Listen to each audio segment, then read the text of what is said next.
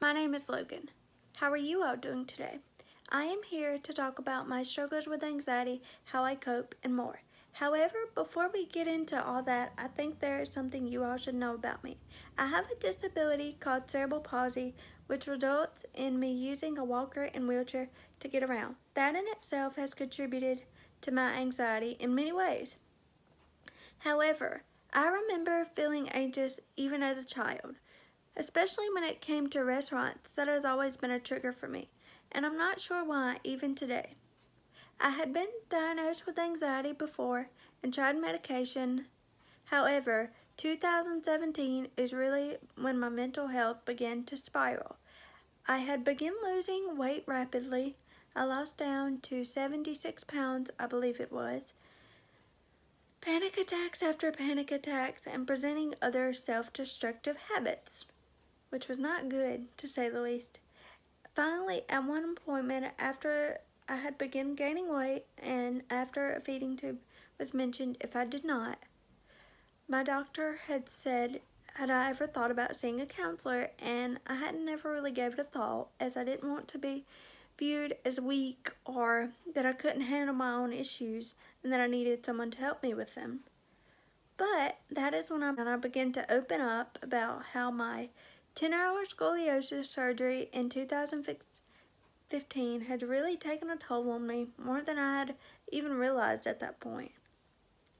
How I felt because of my disability, how it makes me feel burdensome in some way, how it makes me feel less than in some way, how I feel isolated in some way, and other hurts I faced in life. As you all know, when you struggle physically, you struggle mentally as well, and that is difficult to deal with.